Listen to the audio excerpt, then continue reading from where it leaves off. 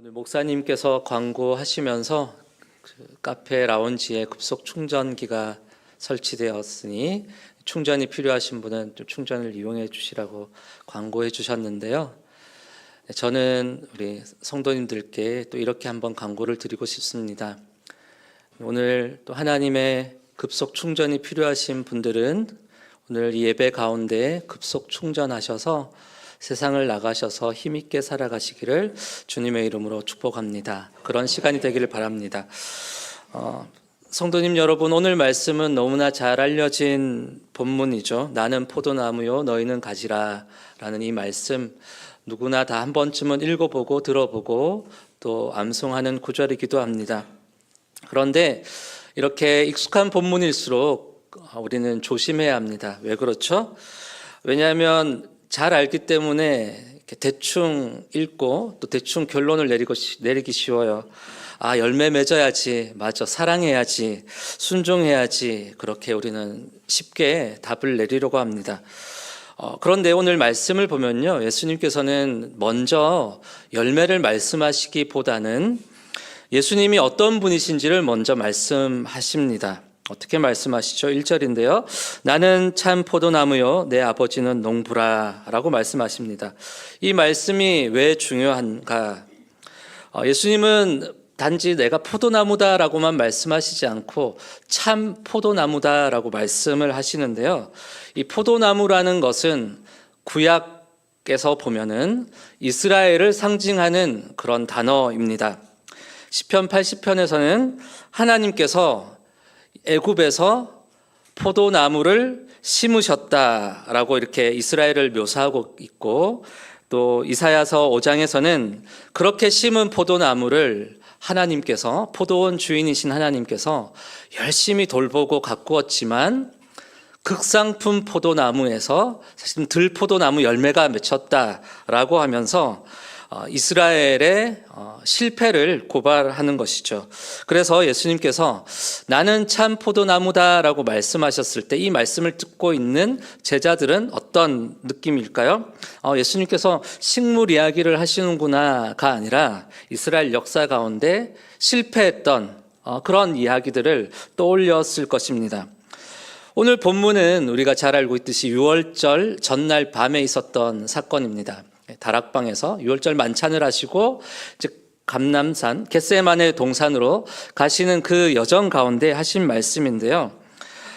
그 길목에 예루살렘 성전이 있다라고 합니다. 이제 그곳을 지나갔겠죠. 그 성전을 통과하셨을 수도 있고 아니면 성전 주변의 길을 이렇게 지나쳤을 수도 있습니다. 그런데 이 성전에는 요세푸스의 기록에 의하면, 유대 그 역사가인데요, 요세푸스의 기록에 의하면 황금 포도나무가 있었다고 합니다. 이 황금 포도나무, 이스라엘을 상징하는 것이죠. 포도나무가 황금 포도나무인데 순례객들, 특별히 이제 유대인들 중에 부자인 분들은 그곳에 가서 우리 민족을 상징하는, 또 자신이 하나님의 백성이라는 것을 아주 자랑스러워하면서 거기에 이렇게 황금 포도잎 또는 포도 열매를 그 구조물에 계속 덧붙였다고 합니다. 그래서 유대인들에게 이 포도나무는 황금 포도나무이지만 또 하나는 자라나는 포도나무, 오늘 말씀으로 하면 열매 맺는 포도나무라고 불리는 그런 포도나무였다라는 것이죠. 그 황금 포도나무 앞에서 예수님께서는 제자들에게 내가 참 포도나무다, 내 아버지는 농부이시다 라고 이렇게 선언하시는 것입니다. 이것이 어떤 의미일까요? 성전, 그들이 그토록 자랑스럽게 여겼던 유대인이라는 혈통, 그것이 하나님의 백성이라는 증거가 아니라 이제 나로부터 나에게 연결된 새로운 하나님의 백성이 이제 시작됐다, 하나님의 나라가 새롭게 시작된 것을 선언하신 것이죠.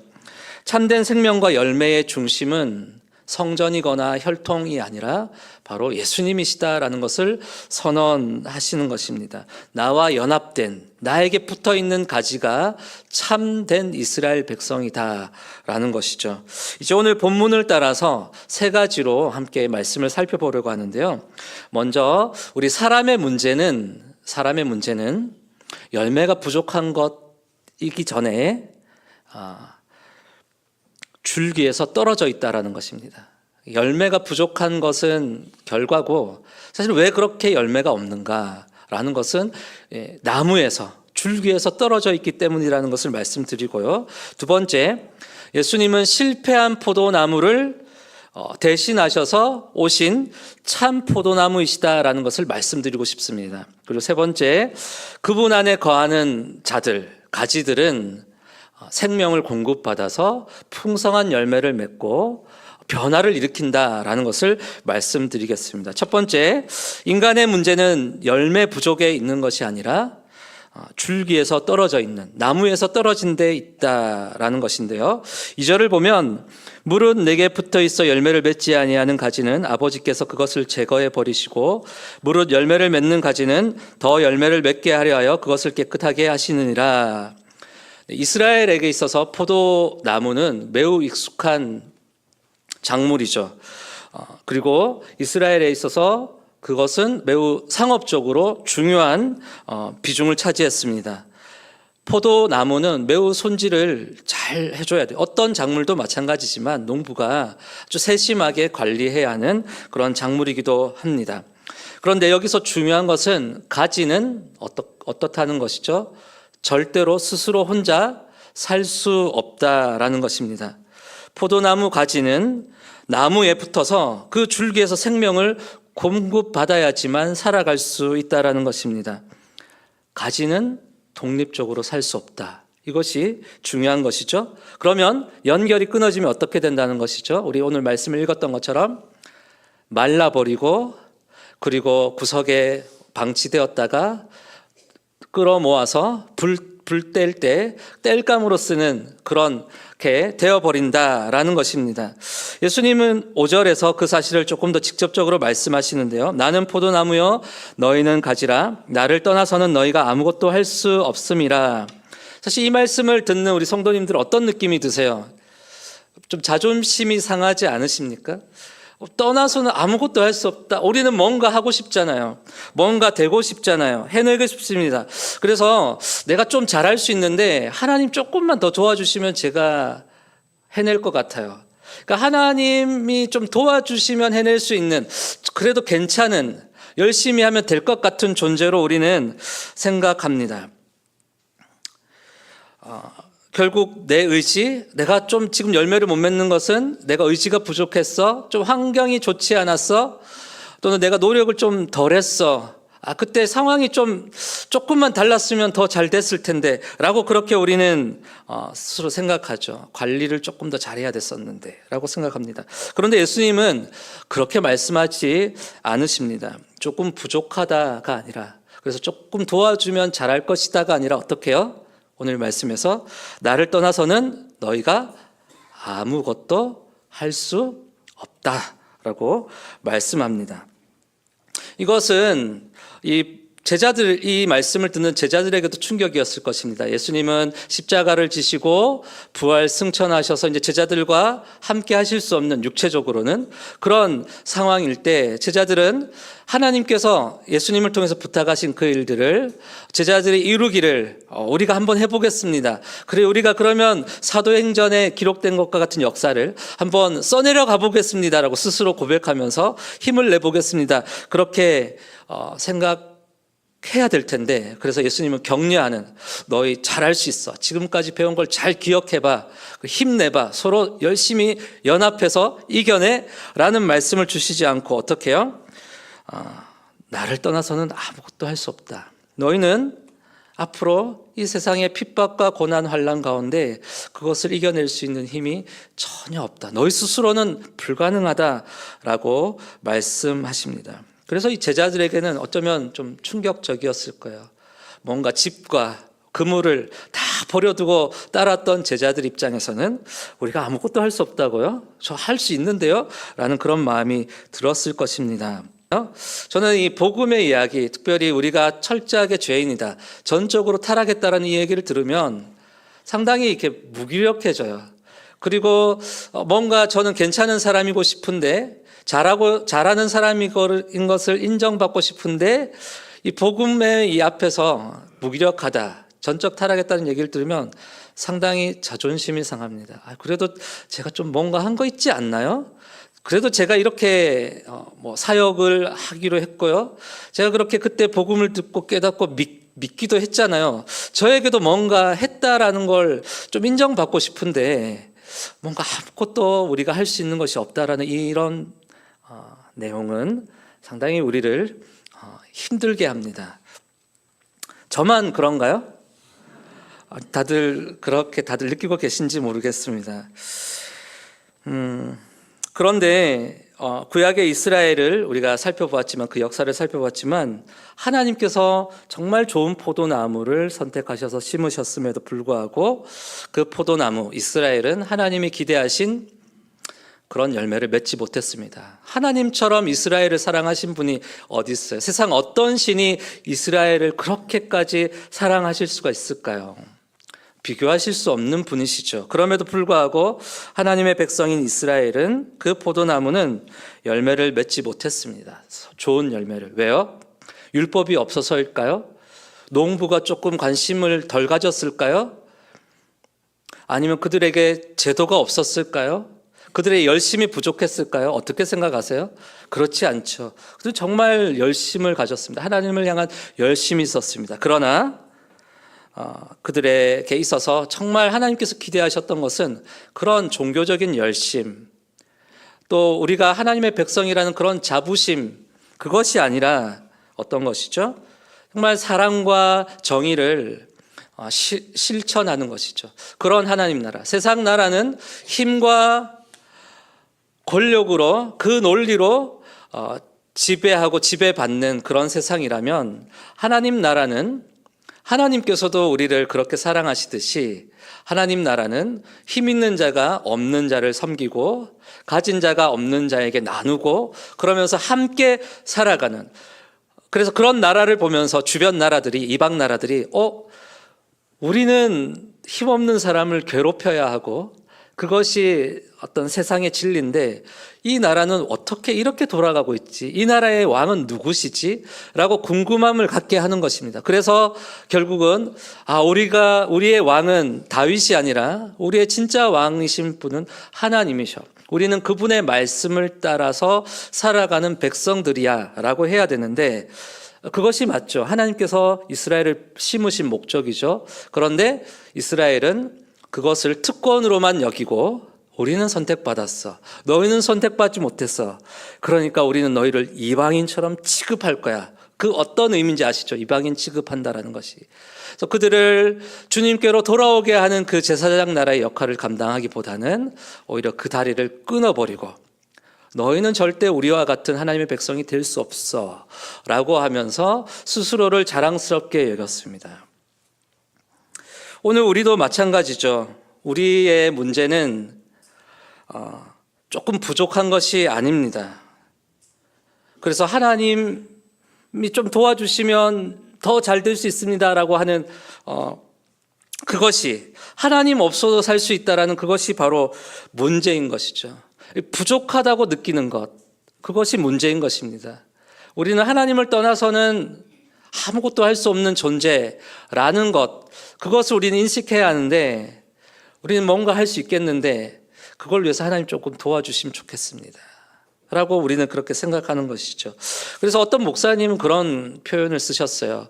우리가 기도하는 그 내용들을 보면은 사실은 하나님이 필요 없는 삶을 꿈꾸는 것이다 라는 그런 표현을 하신 적이 있거든요.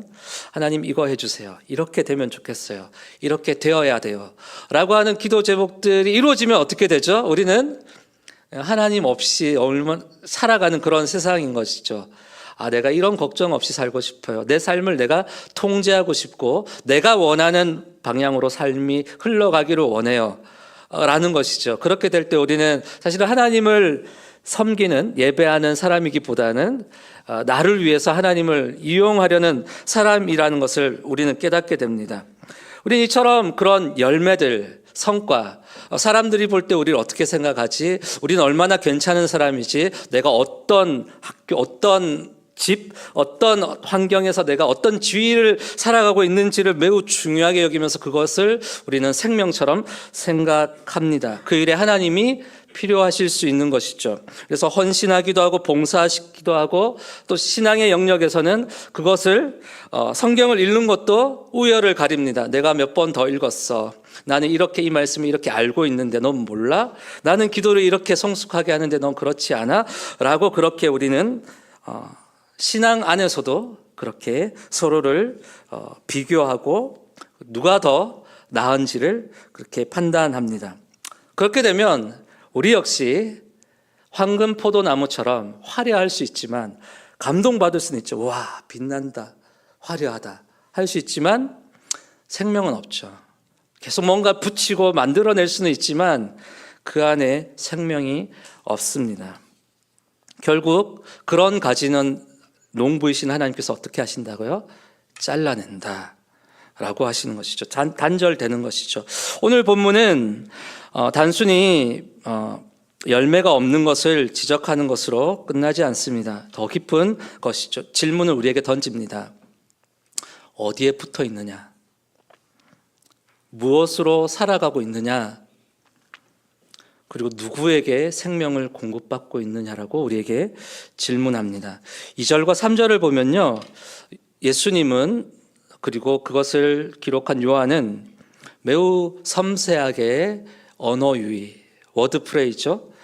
같은 비슷한 발음이 나오는 두 단어를 가지고 그것을 가지고 이렇게 기억하도록 강조하시는 그런 표현이 있습니다. 이 제거하신다라는 단어와 깨끗하게 하신다라는 단어, 이 두 단어가 사실 발음이 매우 비슷해요. 열매 맺지 않는 가지를 아버지께서 제거하신다라고 할 때는 아이로라고 하죠. 이것은 말 그대로 자르는 칼질입니다. 잘라내는 것입니다. 잘라내서 더 이상 나무에 붙어 있지 못하도록 하는 것이죠. 죽은 나무를 아궁이에 던져 태워버리기 위해서 싹둑 잘라버리는 그런 가위질입니다. 가롯 유다가 그러한 모습이었죠. 생명이 없는 가짜인 것이 결국 마지막에 드러났습니다. 그는 12제자 중에 하나였지만 예수님을 믿고 따르는 것 같았지만 사실은 예수님을 믿고 따랐던 것이 아니라 자신이 생각했던 메시아를 따랐던 것이죠. 그러나 그 예수님이 자신이 생각했던 메시아 상이 아니자 스스로 자른 것이 사실은 스스로 떠난 것입니다. 그렇게 잘려진 것입니다. 열매 맺는 가지는 아버지께서 어떻게 하시죠? 깨끗하게 하십니다. 이 발음이 앞서 완전히 잘라내는 것을 아이로라고 했다면 깨끗하게 다듬는 것을 카다이로라고 합니다. 발음이 매우 비슷하죠. 의도적으로 예수님께서 쓰신 것입니다. 이것은 살리는 칼질입니다. 더 많은 열매를 맺기 위해서 잘라내는 것이죠. 가지들로서는, 붙어있는 가지로서는 매우 놀라운 것이죠. 아니, 저 버려질 가지를 잘라내는 것, 저 생명 없는 열매를 맺지 못할 가지를 잘라내는 것은 이해가 되지만 우리와 같은 붙어있는 그런 가지들을 잘라내는 것은 어쩌면 매우 놀라운 일입니다. 충격적입니다. 우리로서는요, 왜 이런 고난을 주시지? 하나님께서 왜 이렇게 내 삶을 힘겹게 하시지? 1차 독자들은 어땠을까요? 예수님의 제자들은 어땠을까요? 왜 예수님은 십자가에 죽으시고 우리를 남겨두시고 부활 승천하시지? 1차 독자들은 왜 로마 시대에 우리는 이 예수님을 믿고 고백함으로써 황제를 숭배하지 않는다는 이유로 핍박을 받고 순교를 당해야 하는 상황을 겪게 되는 것이지? 이 고난의 의미는 무엇이지? 라고 그렇게 질문했을 것입니다.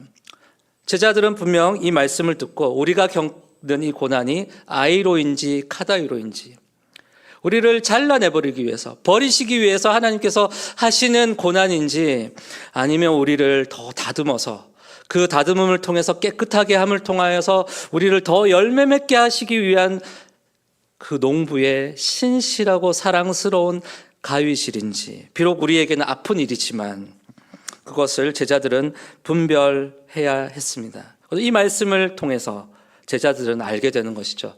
주님은 우리를 버리시는 것이 아니라 우리를 지금 다듬고 계셔. 우리 안에 우리가 만들어낼 수 없는 열매를 만들어내시고 계시는 거야 라고 제자들은 그렇게 받아들였을 것입니다. 3절을 보면요, 너희는 내가 이미 일러준 말로 이미 깨끗하다 라고 말씀합니다. 가롯 유다는 떠났어요. 유월절 만찬을 하고 예수님을 팔 작정을 하고 떠나버렸습니다. 거기에 남겨진 제자들을 향하여서 하신 말씀입니다. 너희는 이미 깨끗하다. 정말 그런가요? 그들이 완전했나요? 가롯 유다에 비하면 괜찮은 제자이긴 했지만 그들 역시 예수님을 부인하고 그리고 십자가를 지실 때 모두 다 도망쳐 흩어져 버렸습니다. 그런데도 예수님은 그들을 향하여서 어떻게 해요? 앞으로 깨끗해질 거야. 너희는 그런 가지가 될 거야 라고 미래형을 쓰지 않고 어떻게 해요? 너희는 이미 깨끗하여 졌다 라고 그렇게 말씀하십니다. 이 말씀이 우리의 기준이 되어야 합니다. 이 말씀이 제자들의 정체성입니다. 사랑하는 성도님들, 우리에게도 이것이 복음의 시작인 줄 믿으시길 바랍니다. 농부가 가지를 미워해서 자르는 농부는 없습니다. 아버지께서는 열매 맺는 가지를 버리시려고 고난을 주시지 않습니다. 더 열매 맺게 하시려고 다루십니다. 그래서 이 고난이라는 것은 제자들에게도 또 요한복음을 읽는 1차 독자들에게도 또 오늘 살아가는 우리들에게도 이 고난이라는 것은 하나님께 버림받았다라는 증거가 아니라 하나님께서 지금 포기하지 않고 나를 깨끗하게 더 아름답게 다듬어 가셔서 결국 내 삶을 통하여서 또 우리 가정과 공동체를 통하여서 교회를 통하여서 하나님의 그 아름다운 풍성한 열매를 맺어가고 계시는 것이구나 라고 그렇게 우리는 받아들여야 할 것입니다. 믿으시죠? 그러므로 우리는 이 화려한 황금 열매를 덧붙이려고 하는 그것을 멈추고 내가 스스로 생명을 만들어내고 열매를 만들려고 하는 그 모든 애씀을 멈추고 가지처럼 나는 붙어 있어야 돼. 그렇지 않으면 나는 아무것도 아닌 존재야 라고 그렇게 고백하며 주님께 나와야 합니다. 그렇지 않으면 우리가 아무리 화려하고 풍성해 보이는 열매를 만들지라도 내가 만들어내고 있고 만들려고 하는 그 열매들은 모두가 다 죄인 것입니다. 이제 1절을 다시 보면요, 나는 참 포도나무요 라고 말씀하시는데요, 예수님은 나는 포도나무다 라고 말씀하시지 않으시고 참 포도나무라고 말씀하십니다. 이것은 우리가 앞서 이스라엘 역사 그리고 이스라엘 민족의 실패를 살펴보았던 것처럼 예수님께서 이렇게 고백하시는 것은 단순히 자신을 좀 이렇게 비유로 소개해 볼까라고 하는 것이 아니라 구속사적인 선언입니다. 하나님께서 직접 심으신 포도나무인 이스라엘은 실패했지만 하나님이 원하시는 사랑 대신 불의를 행했고 정의 대신 억압과 광포를 행했고 신실함 대신 그들은 우상을 섬겼습니다. 그런 실패한 자리에 하나님께서는 예수님이라는 참 포도나무를 심으신 것입니다. 하나님이 백성이 행해야 했던, 맺어야 했던 그 열매를 예수님이 이제 완전하게 맺으셨다라는 것이죠. 인간이 실패한 자리, 이스라엘이 역사를 통하여서 실패했던 그 자리에, 우리가 실패한 그 자리에 우리가 가지가 되어 가지임에도 불구하고 열매 맺어 보려고 하고 지치고 쓰러지고 그리고 그럼에도 불구하고 또 서로 비교하는 그 실패했던 자리에 바로 예수님께서 오셨다라는 것입니다. 그분은 단지 우리에게 이렇게 살아라, 사랑해라, 그렇게 열매 맺어라는 모범을 보이려고 오신 것만은 아닙니다. 우리가 맺지 못한 열매를 대신 맺어주시는 구원자로 오신 것입니다. 예수님은 어떻게 하나님의 말씀을 이루셨죠? 그 열매를 맺으셨죠? 하나님의 말씀을 완전하게 순종하셨습니다. 하나님의 계명을 철저하게 성취하셨습니다. 하나님께서 이스라엘 백성에게 기대하셨던 그 모습, 참 하나님이시면서 동시에 참 사람으로 이 땅에 오신 예수님께서 사람이 어떻게 하나님의 말씀을 듣고 따라야 하는지를 완전하게 보여주셨습니다. 그리고 그분은 자신의 의로움만 보여주신 것이 아니라 어떻게 하셨죠? 그 의로우신 분이 철저하게 죄인이 되셨습니다. 십자가를 향해서 나아가십니다. 13절 말씀입니다. 사람이 친구를 위하여 자기 목숨을 버리면 이보다 더 큰 사랑이 없나니. 한번 앞서 말씀드렸던 황금 포도나무를 떠올려 보십시오. 성전에 유대인들이 그토록 자랑스러워했던 그 포도나무 말입니다. 세상의 포도나무는, 그 황금 포도나무는 참 화려합니다. 그리고 거기에 기여한 사람들, 헌금을 드리고 헌신을 했던 수많은 유대인들은 거기에 열매가 하나하나씩 붙어갈 때마다, 그 나무가 키가 자라날 때마다 너무나 흐뭇했을 것입니다. 그래, 저 모습이 우리야. 저렇게 빛나고 자라나고 열매가 많은 그 모습이 바로 우리 이스라엘 백성들이지 라고 그렇게 그들은 자긍심을 가졌을 것입니다. 그러나 우리는 알고 있죠. 그 포도나무 자라나곤 있지만 인위적인, 생명 없는, 그리고 그 자라남을 위해서 수많은 사람들이 바쳐야 하는, 쥐어짜내야 하는 그런 종교 말입니다. 스스로 만들어낼 수 없는 구원을 그들은 만들어내고자 그렇게 애쓰고 증명하려고 했습니다. 그러나 그 황금 포도나무가 아니라 골고다 언덕에 세워진 그 예수님, 십자가에 매달린 참 포도나무를 한번 보십시오. 예수님은 우리를 위해서, 사실 들포도와 같은 우리, 그런 의미에서 우리는 잘려나가도 전혀 할 말이 없는, 농부가 이미 잘랐어도 할 말이 없는 그런 열매 맺지 못하는 가지들이었습니다. 그런 우리를 위해서 예수님께서 참 포도나무가 되셔서 십자가에서 매달리셨습니다. 그리고 그분께서 물과 피를 다 흘리셔서 그 예수님을 믿고 고백하는, 그 예수님께 붙어있는 가지 누구에게라도 참 생명을 공급하시는 구원자가 되셨습니다. 그런데 놀랍게도 그 십자가에 매달리신 일은 아버지께로부터 제거되는 일이셨습니다. 우리가 제거돼야 하는 가지임에도 불구하고 예수님은, 하나님이신 그분은 의인이시면서 죄인이 되셔서 아버지로부터 제거되셨습니다. 예수님은 태초부터 단 한 번도 아버지와 떨어져 본 적이 없으신 분이십니다. 아버지와 함께 계셨고, 그리고 이 땅에 오셨어도 늘 아버지의 말씀을 따라서 아버지와 함께 계셨습니다. 그분이 하시는 말씀이 아버지의 말씀이셨고, 그분이 행하시는 일이 아버지가 행하시는 일이셨습니다. 이처럼 두 분은 철저하게 연합된 분이셨습니다. 그런데 예수님께서 십자가에서 고백하셨죠. 아버지, 아버지 어찌하여 나를 버리셨나이까.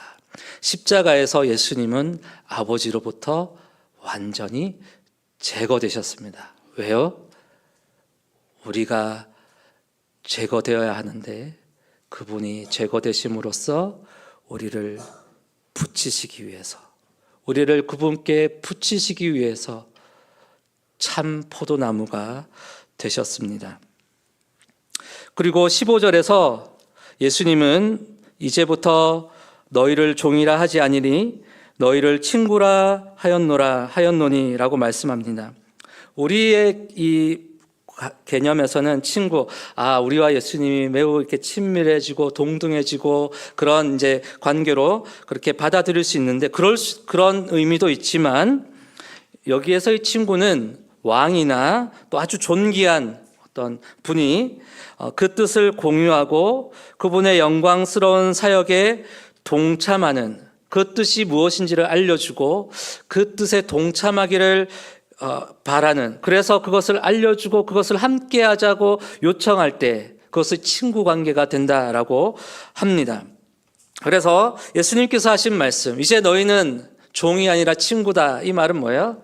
하나님께서 나에게 말씀하셨던, 아버지께서 이루고자 하셨던 그 열매를 내가 이제 너희에게 알려주는데, 그 일에 너희가 이제 참여하게 된 사람들이다. 너희는 친구다. 종이 아니다. 내 명령을 듣고 따르는 그런 존재가 아니라 아버지로부터 생명을 공급받아서 아버지로부터 그 생명의 풍성한 열매를 맺어가는 친구가 되었다라고, 그 하나님의 사명에, 하나님 나라에 너희가 동참하게 된 사람들이다라고 그렇게 말하는 것입니다. 그런데 한번 보십시오.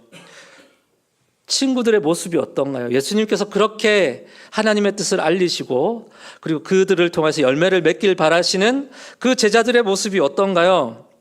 그들은 곧 도망갈 사람들입니다.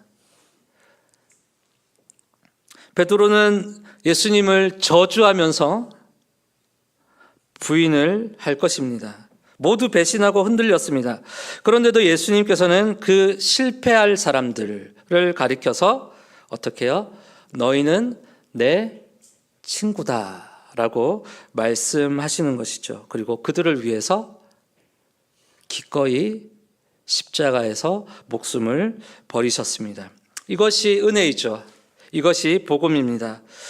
우리는 하나님께 붙어 있기 위해서 열매를 만들어내야 하는 존재가 아닙니다.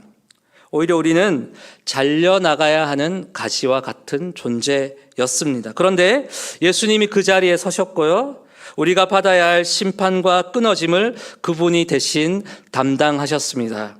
그래서 우리가 그 생명에 붙어 있는 길이 열린 것이죠. 그리고 예수님께서는 16절에서 이렇게 말씀하십니다. 너희가 나를 택한 것이 아니요 내가 너희를 택하여 세웠나니. 이 말씀을 듣는 제자들이 어땠을까요? 그 당시에 아니면 그 이후에 예수님의 제자라는 이유로 사도행전의 수많은 핍박과 고난의 그 이야기들 속에서 예수님의 이 말씀은 그들에게 위로였을 것입니다.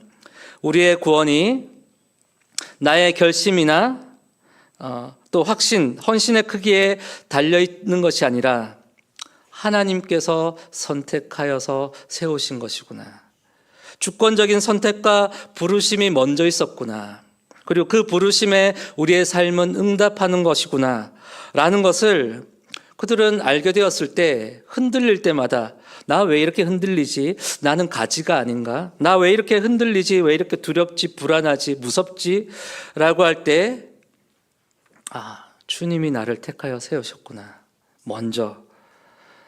그래서 주님이 나를 끝까지 책임지시겠구나. 이 고난 가운데 어렵지만 눈물 나지만 주님이 나를 지금도 돌보시는 것이구나. 다듬으시는 것이구나. 라고 그렇게 할 때 우리에게는 참된 위로가 있는 것이죠. 열매를 만들어냈기 때문에, 내가 기대하는 삶을 살고 있기 때문에 우리는 기쁘다, 감사하다가 아니라 그렇지 못하는 고난 가운데서도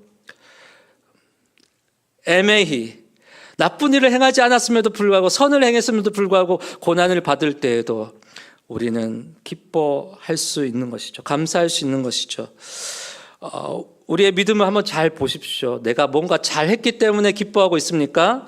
아니면 예수님께서 나를 먼저 붙드셨다는 그 사실 때문에 기뻐하고 계십니까? 우리는 열매가 있기 때문에 붙어 있는 것이 아님을 기억해야 합니다. 예수님께 붙어 있기 때문에 열매를 맺고 있다라는 이 단순한, 이 분명한 진리를 기억하시기 바랍니다. 우리가 사랑스러워서 우리를 친구 삼으시고 사랑하시는 것이 아니라 주님이 먼저 우리를 사랑하셨고 친구라 부르셨기에 우리가 그분께 사랑을 고백하고 나아갈 수 있는 것을 기억하시기 바랍니다. 복음은 더 노력해라, 더 사랑해라가 아닙니다. 더 열매를 맺어서 증명해봐라가 아닙니다. 복음은 이것입니다. 내가 실패한 바로 그 자리에 내가 참 포도나무가 되었다. 나에게 붙어 있어라. 그것이 바로 복음입니다. 이제 예수님께서는 그런 제자들을 향하여서 내 안에 거하라, 나도 너희 안에 거하겠다 라고 그렇게 말씀하십니다. 여기서 거하다라는 이 단어는 잠깐 머무는 것이 아니라 아주 오래, 영원히 붙어 있는 것입니다. 머물다, 거하다, 붙어 있다, 같은 의미인 것이죠. 감정 상태를 말하는 것이 아니라 예수님과의 연합 안에서 계속 있으라는 것입니다. 우리가 그렇게 느껴지지 못할 때에도 내가 예수님께 붙어 있는 것이 맞나? 예수님이 내 안에, 내가 예수님 안에 지금 함께하고 있는 것이 맞나라고 느껴지지 않는 그런 순간에도 감정을 따라서 판단하는 것이 아니라, 상황을 따라서 판단하는 것이 아니라 어떻게 해요? 이 말씀, 이 말씀이 우리에게 하신 그 말씀을 따라서 하나님의 기뻐하시고 온전하신 그 뜻이 무엇인지 분별하는 그 삶을 통하여서 나 자신의 정체성을 확인하고, 그리고 하나님께서 나를 통하여서 맺어가시는 그 열매가 무엇인지를 늘 기억하면서 그 삶을 살아가기를 하나님께 은혜를 구하면서 나아가는 것, 그것이 바로 머물러 있는 것이죠.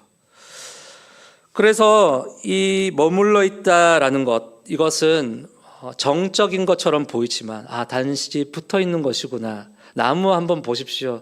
보면은 지금도 나가면 거리에 나무들이 막 있잖아요. 가로수들이 보면은 그냥 가만히 서 있는 것 같잖아요. 그러나 그 나무 속에서 일어나는 일들을 한번 상상해 보셨어요? 가만히 이렇게 딱 세워진 플라스틱 조형물인가요? 아니죠. 엄청난 생명의 활동들이 막 일어나고 있죠.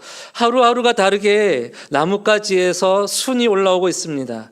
어떤 곳은 막 잘라놨어요. 그런데 거기에서 저희는 어떻게 될 걸 알고 있죠? 곧 그 잘려진 나뭇가지마다 새롭게 벚꽃이 피어날 것을 우리는 기대하고 알고 있습니다. 이처럼 머문다라는 것은 매우 정적인 행동처럼 보이지만 그 안에는 매우 역동적인 그런 일들이 일어나고 있는 것이죠. 예수님께서 12절에 말씀합니다. 내 계명은 곧 내가 너희를 사랑한 것 같이 너희도 사랑하라 하는 이것이니라. 이것은 예수님 믿는 공동체의 하나의 예절이 아닙니다. 이것은 서로 사랑하라는 이 말씀은 우리로서는 감당할 수 없는 것이죠. 그럼에도 불구하고 이 말씀은 우리가 감당할 수 있도록 주신 말씀입니다. 어떻게요? 예수님은 체포되시고 제자들은 흩어질 것이고 또 요한의 복음을 읽는 그 공동체는 로마 황제의 그 핍박과 환란에 의해서 배척을 겪게 될 것입니다. 그런 상황에서 서로 사랑하라는 이 말은 사실 이럴 때 사랑하기가 너무 힘들잖아요. 조금 여유가 있을 때 사랑은 할 수 있지 않나요? 우리 관점에서는. 그런데 나 자신조차도 이렇게 보존할 수 없는 그때에 이 말씀은 서로 사랑하라는 말씀을 명령으로 주신 것이죠. 손해를 감수하더라도, 내가 지금 그럴 여유가 되지 않더라도, 상대가 자격이 없더라도 사랑하라고 말씀합니다. 그 이유가, 그 근거가 무엇이죠? 오직 내가 먼저 사랑을 받았기 때문에, 사랑받았기 때문에 사랑을 하라는 것입니다. 그것이 말씀의 위로이며 격려입니다. 11절을 보면요, 내가 이것을 너희에게 이루면 내 기쁨이 너희 안에 있어 너희 기쁨을 충만하게 하려 함이라. 사실 사랑하라는 이 말씀처럼 부담스럽고 힘든 말씀은 없죠. 그렇지 않나요? 정말 사랑하십니까? 저는 제가 괜찮을 땐 사랑합니다 라고 생각할지 모르겠어요. 제가 컨디션 좋을 때는 저 사랑해요. 근데 그렇지 않을 때는 달라지지 않으신가요? 네, 그렇죠. 매우 어렵습니다. 심지어 나에게 어떤 억울한 일을 내가 당했다거나 부당하다고 느낄 때 그 일에 가해자 피해자가 어떨지 모르겠지만 이 표현이 저의 입장에서 제가 피해자가 되었다고 할 때 그 가해자를 사랑한다라는 것, 용서한다라는 것, 그것은 매우 어려운 일이죠. 그렇게 해야지라고 해서 되는 일이 아닙니다. 그런데 그런 이 명령을 예수님께서 주셨을 때 이렇게 말씀하시는 것이죠. 너희를 부담스럽게 하려고, 너희를 힘겹게 하려고 이렇게 준 것이 아니라 너희 안에 기쁨을 충만하게 하려고 주신 말씀이다 라고 말씀합니다. 왜 그럴까요? 왜 그럴까요? 참된 기쁨은 우리가 계획한 대로 다 잘 됐기 때문에 주어지는 것이 아니라 내가 부당하고 억울한 일을 당했음에도 불구하고 내가 그리스도의 사랑 안에 있다라는 것을 그럼에도 불구하고 확인할 때, 내가 참 포도나무이신 그분의 가지로 붙어 있어 농부께서, 아버지께서 지금 나를 다듬고 계시는 과정이다라고 확인할 때, 억울하지만, 부당하지만, 그래서 나의 생명은 지금 내가 바라는 그 일을 이루었기 때문이 아니라 그분께 붙어 있는 것에서 내 생명은 온다라고 믿기 때문에 그것이 우리의 유일한 기쁨이고 근거가 되는 것입니다. 그래서 복음은 우리를 이렇게 변화시킵니다. 우리가 증명해야 한다라는 그 불안에서 주님이 나를 붙들고 계시다라는 안식으로 변화시키는 것이, 불안에서 안식으로 바꾸십니다. 늘 부족하다라는 그런 정죄감, 저도 그런 마음이 늘 많은데요. 정죄감에서 그래도 나는 주님의 사랑에 있다라는 담대함으로 변화시킵니다. 내가 해냈다라는 교만에서 주님이 하셨습니다, 이것은 은혜였습니다 라는 겸손으로 변화시킵니다. 그렇게 우리의 기쁨을, 우리의 삶을 변화시키는 것이죠. 관계도 달라집니다. 우리의 마음만 변화시키는 것이 아니라 우리 주변에 있는 관계가 달라지는 것이죠. 예수님 안에 거하지 않는 사람은 사실은 다른 사람을 사랑하는 것 같지만 이용합니다. 그렇지 않나요? 제가 그런 사람입니다. 제가 아내를 사랑하는 이유는 제가 편하기 위해서 제가 아내를 사랑하지 않을 때 어떤 대가를 지불해야 되는지를 잘 알기 때문에 아내를 사랑하는 것이 나를 위한 것이구나 라고 그렇게 아는 것이죠. 사실 아내를 사랑하는 그런 나를 사랑하고 있는 것이죠. 나는 훌륭한 남편이야, 나 정도 되는 남편이 어디 있을까라고 하면서 그런 나를 되게 즐거워하고 기뻐하는 모습을 봅니다. 그런데 예수님 안에 우리가 거하게 되면은 그렇게 사람 때문에 사람을 이용하거나 그 사람 때문에 뭔가를 얻기 위해서 관계 맺는 것이 아니라, 나의 외로움을 위해서 그 사람을 만나는 것이 아니라 어떻게 해요? 변하는 것이죠. 이미 사랑받고 있기 때문에. 그 사랑은 부족해서 다른 것에서 채워야 되는 것이 아니라 완전하기 때문에, 완벽하기 때문에 그렇게 우리는 다른 사람들 관계도 달라집니다. 주님 우리를 친구로 부르셨습니다. 이미 받아주셨습니다. 완전하지 않은 우리를, 사랑스럽지 않은 우리를 친구라 부르시고 친구를 위해서 목숨을 내어 주셨습니다. 그래서 우리는 가정에서 이 사랑을 확인한다면 가정에서 먼저 듣는 사람이 될 수 있을 것입니다. 직장에서 우리의 직장 동료들은 경쟁자가 아니라, 또는 어떤 불편한 사람, 그것이 아니라 하나님의 형상이죠. 하나님의 형상으로 지음받은 그런 존귀한 자들로 변화되게 될 것입니다. 우리의 관점이 달라지는 것이죠. 그것이 바로 열매입니다. 이스라엘 백성들에게, 핍박 가운데 있었던 유대인들에게 로마 황제와 그 사람들은 사실 물리쳐야 할 적처럼 느껴졌지만, 그들은 그렇게 시위를 하고 또는 군사력을 모집하는 방식으로 하나님 나라를 이루어 가지 않았습니다. 그들은 오히려 철저하게 비난당하고 순교당하면서도 주님께서 우리를 통하여서 복음이 증거되기를, 그 일에 쓰임받기를 그들은 그렇게 기도하고 살아냈습니다. 그리고 그 복음의 역사, 열매로 말미암아서 그 거대했던, 무너지지 않을 것 같던 로마가 기독교를 받아들이게 되는 일들도 있게 된 것이죠. 요한복음 15장에서의 열매는 이처럼 단순한 어떤 외적인 성공이나 어떤 성과를 말하는 것이 아니라 주님 안에 거하고 그분의 사랑을 실천하고, 그리고 기도의 내용이 우리가 원하는 욕망을 이루고자 함이 아니라 하나님의 그 열매 맺고자 하는 그 삶을 위해서 기도하는 것, 그리고 그 말씀을 따라 살아가는 것. 그래서 그렇게 부른다고요. 제자라고 부른다라는 것을 통해서 열매가 무엇인지를 말씀해 주고 있습니다.